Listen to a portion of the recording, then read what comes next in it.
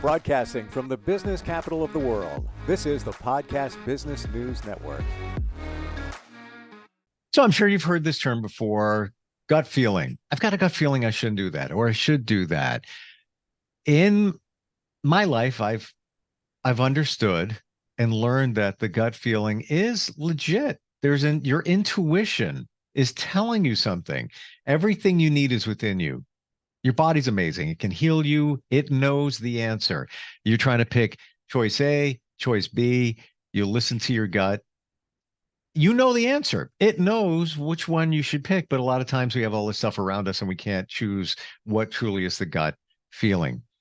The gut feeling is not just a term. It's real, involving your stomach. I never knew that. Mm-hmm. I knew it was connected to intuition. We're going to talk about that and so much more with somebody who knows the gut.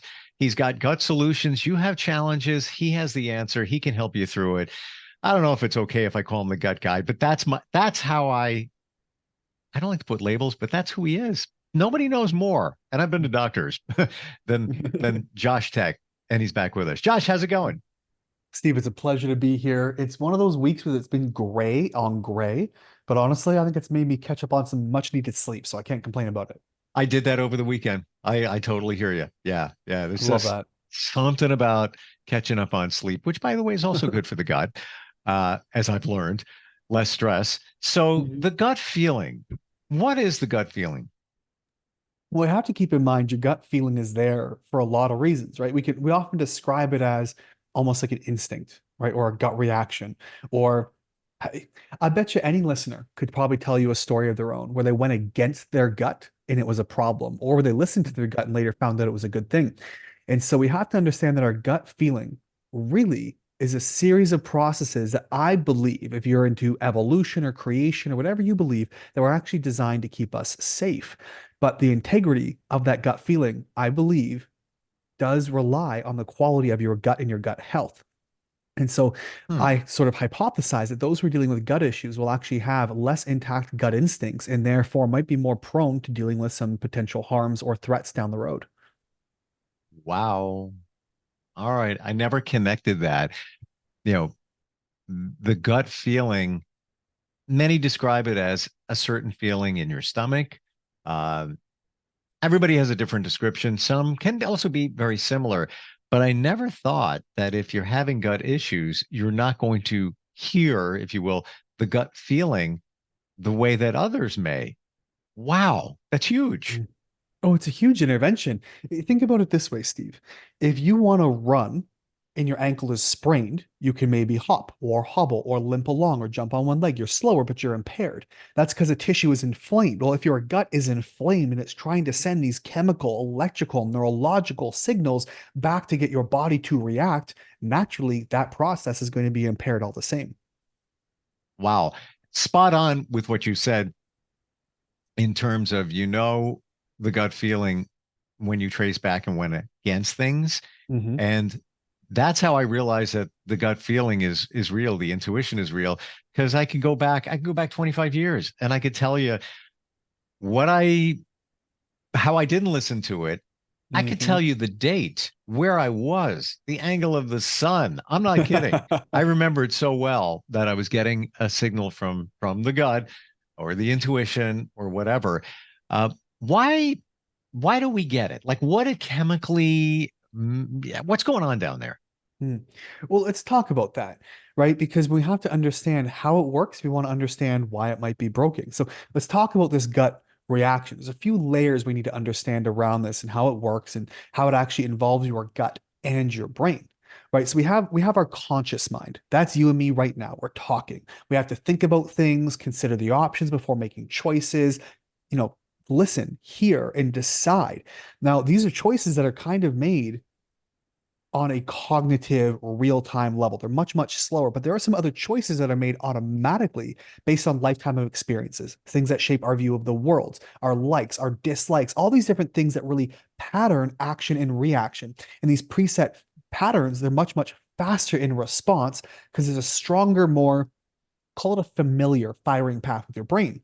But the conscious mind that makes these active decisions, like you and I are making right now, It processes information at a rate of about 2000 bits per second, which is basically real time if we look at a computer. Whereas a subconscious mind, right, the part of your brain that does these automatic decisions without real time thought, processes about 400 billion bits per second. To give you that in contrast, Steve, if you're driving on the highway, your conscious mind may be 100 miles an hour. Subconscious mind is 100,000 miles per hour. So think like a tortoise versus a Millennium Falcon jumping into hyperspace. Wow. Is it reasonable to think with the subconscious in mind that we're kind of on autopilot? Much of the time. And in fact, there are arguments to consider that much of our life, of a really large percentage of our day to day, actually runs something like 80-90% is actually on autopilot, which can be kind of scary. If you ever watch the movie Click with Adam Sandler, it kind of feels like we're on autopilot. Many of us are. There's a reason why most car accidents will happen when you're close to home because you shut off. You're not stuck in traffic. You're not looking at things. Oh, I know this part of the street. This is where kids get hit and people get into fender benders because you're already so close to home. And so we have to understand that we have this very densely packed supercomputer, the most complex thing in existence. Like we still don't fully understand how the brain works. They're learning more and more. But some scientists estimate the human brain is capable of storing as much information as would require to hold 30 to 60 billion with a B, billion hours of your favorite TV show in high definition, which would take you 3 to 7 million years to watch. So that's what your brain can actually store, which is like an astonishing number. I can't imagine sitting for 7 million years. But this isn't information that most of us can really recall, right? At any given moment. I mean, like I forget where I put my keys and my socks 8 days a week. And so the brain can store all this information, but if the subconscious can process this at warp speed to help us make decisions, then we have to ask what role does the gut play in all of this and why will we need it to be so important? And this is where we start to get into the connection of the two and how they're wired together. Well, we've said before, as I've learned from you, it's like a second brain. Your stomach, your gut. It's another brain going on down there. What is physically taking place when you get a gut feeling? Like, oh, yeah, I shouldn't go to that party. It's just not gonna, something's telling me it's not gonna be good. It's not gonna support me. I got that feeling down there. Yeah. What's going on? There's actually an old saying that goes, neurons that fire together wire together, which means as you do things together, you build a skill set. You're learning to play piano while you're juggling. You'll get very good at both things simultaneously, right? These neurons are firing together and wiring together. And so they're communicating. And so your brain has about 100 billion neurons, give or take, right? Whereas your gut has about 100 to 500 million, so much less.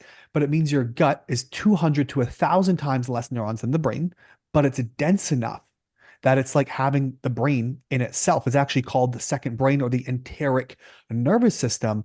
And some studies suggest that in some ways it might be more powerful than the brain firing in a lot of its own ways. And so your brain works on predictive programming, right? It takes all this information, it processes it, and it sort of predicts an outcome. That's when you look at something, well, if I take a left down this street, I might get stuck in traffic because, and this could be an explanation of things, sidebar, like deja vu, and how that kind of maybe predicts the future that you're living in or trying to keep you safe. But the problem with this predictive programming, Steve, is that from the start, it's much slower. It's a conscious mind. It overrides things. And so we've all been in that situation like we talked about. You wish you listened to your gut. And this is where the gut is actually coming into play. It's firing just as fast as your brain, creating many of the same chemicals when you think and process information. If I were to think about and try to recall memories or recall information like I am right now, when my gut fires on a gut instinct, what's happening is it's actually producing a lot of these same chemicals. The difference is I don't have a conscious mind in my gut, so I can't override those signals. This is the feeling that the gut gets. It's a physical, tangible manifestation of these firing signals saying, hey, here's something going on, almost like a guardian angel tapping you on the shoulder. And so it really is when you feel that gut instinct, it's a communication. It's your body actively saying, here's what's going on. You can feel the signals like transmitting back and forth. And if we don't listen to it, we run into problem because the belief is that your subconscious mind is actually picking up and communicating with your gut because you can respond to a feeling much faster than you can respond to your body deducing thoughts like Sherlock Holmes trying to decide, should I get out of here or stay or go? Am I going to be safe here? Here's the gut, go. And you just do it. because logic doesn't come into play. The gut doesn't have logic. Why is it the gut? Like, why wouldn't, when you have a premonition, your instinct, whatever you want to call it, Mhm. why is it not the arm feeling? I got a feeling in my arm. That means I should do that, as opposed to I So got a feeling in my gut. you get the feeling in your arm, it might be a heart attack instead. We have to keep in mind your gut and your brain actually made from the same tissues in utero. So as you're developing as a baby in your mother's womb, your gut and your brain are made from the same tissues that actually bifurcate and separate into two different things. And so those neurons are actually made from the same tissue. They're wired directly together. So your nervous system, you have your central nervous system, your brain and Wow. spinal cord. Oh, it's fascinating. And then you have your peripheral nervous system, which is everything that extends from the brain and spine, so your fingers and digits. But then again, the enteric nervous system. But your peripheral, all the nerves branching off your fingers and toes and arms and legs are a secondary, whereas your brain and your gut, they become the same thing before they split into two different organ systems. Wow. That Cool, says, hey? that's heavy, but it also says a lot in terms of why there is a brain gut connection. Hmm. Amazing. Amazing why now, and for years I always try to figure that out. Had no idea, Josh, that there's a connection there. Yeah, Wow. which brings us back to the beginning, right? If you've had a sprained ankle or a bum knee and your walking speed is slowed down, making it hard to get around the house or go to work, it's kind of like if you had a head injury, right? What it does to your brain, the inflammation slows down that electrical signaling. Therefore, the thinking speed of your brain will be slowed down. It's actual strain and work to think properly. When you have a concussion, you're not supposed to, look at screens and do too much using your brain because you just need to, chill and relax it. But if your gut has a second brain, with all these neurons that we need to send and receive chemical, electrical signals, in other words, like think, your gut thinks in its own way, we can understand how an inflamed gut or a leaky gut full of holes can impair that thinking process like a head injury would for your brain. Well, now it totally comes clear why we have a gut feeling. Recapping here from the layman's terms, the gut feeling is because it's easier to get a feeling than just having a thought, because your thought, Absolutely. you're going to process it. So that's number one. Number two, it is the gut for the reason of the same tissue in utero. And number three, you can't hear your gut or sense that feeling effectively if you have gut issues. So it's almost as if you're somewhat handicapped in your Mhm. intuition if you have, challenges with your digestion or, everything down there. Interesting. 100%. Yep. It's an inhibition to a natural electrical process that relies on speed and timing. If it's slowed, we can obviously see where that's going to come in and become problematic. Hopefully not anytime soon, but this is where again, if you have a feeling, if your foot is already broken, right? Every step you take is a problem. How are you going to know if you just stepped on it wrong or if you stubbed your toe? It hurts no matter what you do. If you're dealing with bloat, pain, gas, cramping, constipation, all these issues and knots in your stomach all the time, how do you know if you're having a gut reaction or not? Some of these ideas behind how it's, why it's communicating this way might be hypothetical, but the speed, the rates in utero, the tissues, it's all connected. And so it's just a really fascinating topic to explore. Oh, it really is. Um, why is it? Why is it that we say, I got a queasy feeling in my stomach? Mm. And I guess it's the gut feeling, but now it's, it manifests as just a queasy, or I have an upset stomach. I don't know. Is it Mm. really essentially that your gut is communicating with your brain and trying to send a message? Mm. It can be, right? So if you're somebody, for example, who goes and gets a queasy feeling, maybe you're a little bit anxious. If there's a gut feeling, maybe your subconscious is trying to communicate to you saying, hey, like watch out for this. Or take, for example, I wrestled back in high school, right? I'm sure we've all done sports or competitions, or we've had something that made us nervous, a speaking event, whatever it is. You get this feeling in your gut. That's just, you're nervous, you're anxious. And what happens is you might express some of that through the GI system, but this, you're going into a state of like fight or flight. And you have your rest and digest, which is what you and I are in right now. We're just hanging out, relaxing. We could be eating, we could be chatting. We're very calm. There's nobody coming to get us. We're not in fear. So we're Mhm. producing stomach acid. We're producing digestive enzymes. Our motility, we call it peristalsis, like this milking, this waving of food through the GI tract. It's all activating really well because we're in rest and digest. But the minute you start to spike your fear, you start to get a little bit anxious. You start to think, well, what if this is going to happen? What if something bad starts to happen? You get anxious, anxious, anxious. You jump now into fight and flight, which takes away that rest digest. You're no longer producing stomach acid. You're not producing the same digestive enzymes. Peristalsis will slow or halt. So you're not ready to move food through, which means digestion will be poor. Well, depending on the state of your gut, this may also create leaky gut, which draws water into the bowels, can make somebody have to run to the bathroom.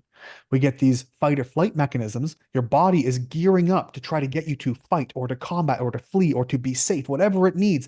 And so it starts spiking blood sugar. It takes sugar out of the liver, out of the tissues, out of the muscles, puts it into the blood to a form you can burn up right away for energy, like putting NOS on a car to get away from a dangerous area, and you get gone. But the problem is if we're sitting still and we're anxious, we have the spike of cortisol. We should be calm, then we're inhibiting our digestion. We're not breaking down, digesting, absorbing. We're spiking our insulin, which is going to be very hard for our body as a whole, which ends up storing as body fat. It can lead to insulin resistance issues. And we can see as well that cortisol can be inflammatory if it's chronically done over and over. Cortisol is good, it's beneficial. It gets you up in the morning, it helps you repair tissue. But in high levels, in chronic levels, chronically anxious levels, it becomes inflammatory and really severely can harm the gut as well. And other parts of the body as well. Yes, Yeah. so many parts. Yeah. Heart issues can lead to cholesterol and all of that. So let's pivot from the gut feeling to here in the States, holiday coming up, Memorial Day weekend. Mm. Lots of people going to be doing barbecues, partying, and all of that.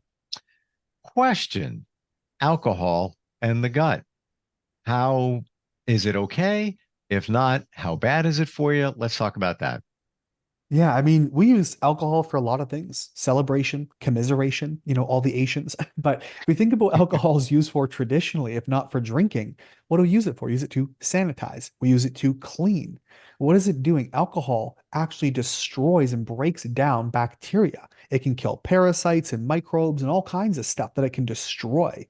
So we have to ask ourselves if our gut and our gut bacteria are vitally important. We talked about this before, Steve. You and I were born as 99% human cells, 1% bacteria. When we die, we're 90% bacteria, only 10% human. And so we're more microbes and bacteria than we are any other human cells or any other type of tissue. And so if we have all these vitally important, most of them being inside of our gut, and we're dropping alcohol into it, we have to ask what it's doing. And so there's a really interesting mechanism. We call them toll-like receptors, toll-like receptor number 4, TLR4 for short. And they sit between the stomach and the small intestine. And they basically do is they're the Queen's Guard that sit there with their spears and their guns, and they say, you can come in, you can't come in, right? And what happens if you eat something inflammatory? What happens? Your body actually opens that floodgate to push it through the system, to create loose bowels, to draw water into the intestines, to flush things out as quickly as it can to get rid of it so you're not inflamed or so it doesn't cause issues. You don't absorb and digest it. It tries to get rid of it as quick as it can. This is why someone might eat something and then like 10 minutes you're running to the bathroom because your body deliberately created leaky gut to draw water in to try to wash things out of your system. But here's it gets really interesting. When we drink alcohol, it does the opposite effect. Instead of your body going, whoa, this is very dangerous, let's flush you right out of the system, it actually slows down absorption, which is a very interesting thing to talk about because we know it's toxic. We know how important your gut bacteria is. If you were to open the floodgates and just drop alcohol all over your gut microbiome, it could be very lethal and lead you to all kinds of diseases very quickly. You get very, very sick. Your immune system will be a wreck if you destroyed your gut bacteria. So instead of actually taking the alcohol and flushing it through your system, those toll-like receptors, these TLR4, they actually slow down the absorption of alcohol to try to get it to absorb through the stomach or to trickle it through. I suspect it's in a defense mechanism to protect your gut bacteria. And so what happens instead is it absorbs through the stomach and a little in the small intestines, and it gets in through the liver, it goes into your bloodstream and gets to your brain. My theory on this is that your body believes that your gut bacteria is more important than your brain and your liver and your other organs or other systems and other organ systems in the body, that it tries to protect it by slowing down the absorption of alcohol so you don't mess up your gut microbiome, or you do as little damage as possible. It wreaks havoc in every other way. There is no benefits to alcohol whatsoever. The antioxidants for a glass of red wine, 1,001 ways to get them. But alcohol, there are no benefits whatsoever. All that quote science has been fully debunked. And it's remarkable what your body actually does to try to protect your gut, or what I believe it's doing, by sending it to your brain, in your blood, in your liver, instead of letting it touch your gut microbiome. Wow. What about all those things we used to hear?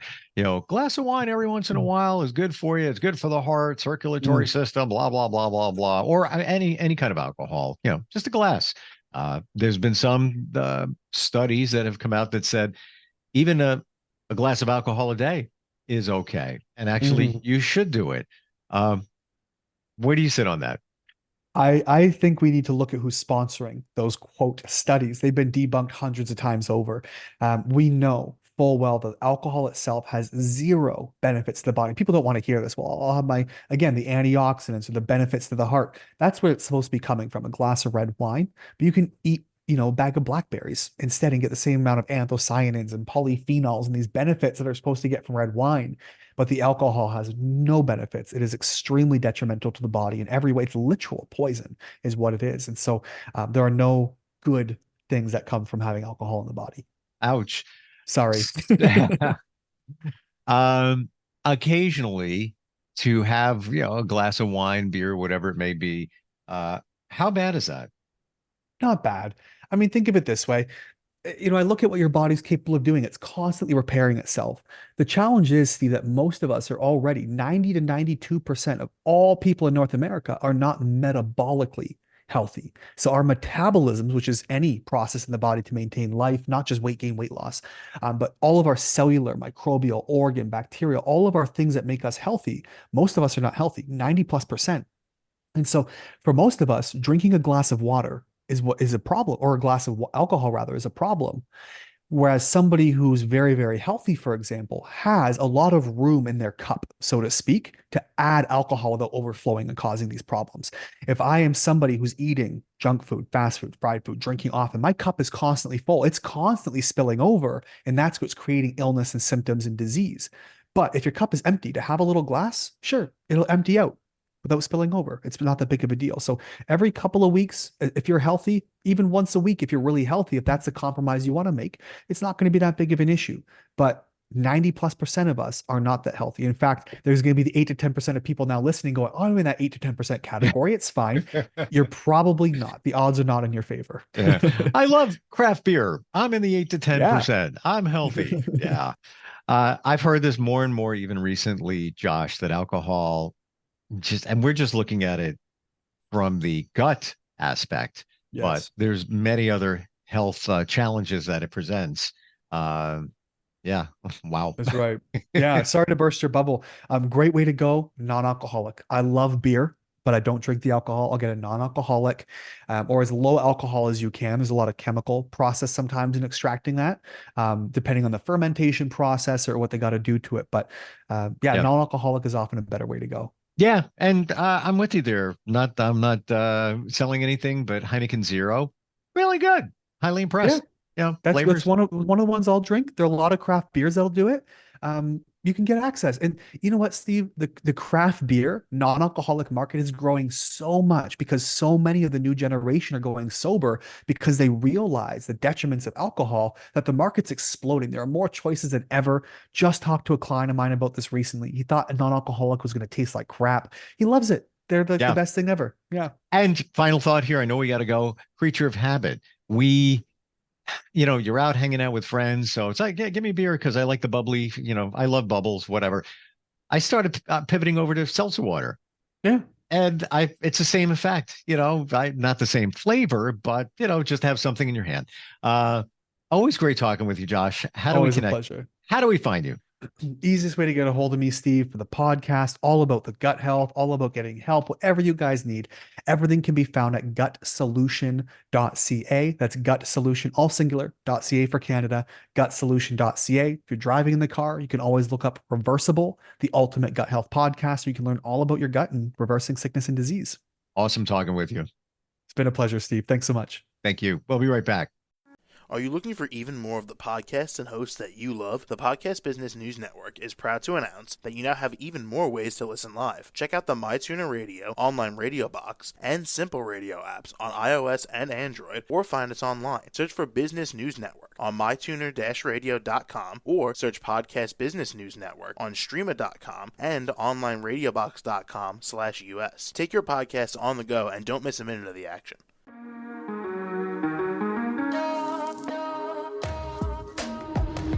Broadcasting from the business capital of the world, this is the Podcast Business News Network.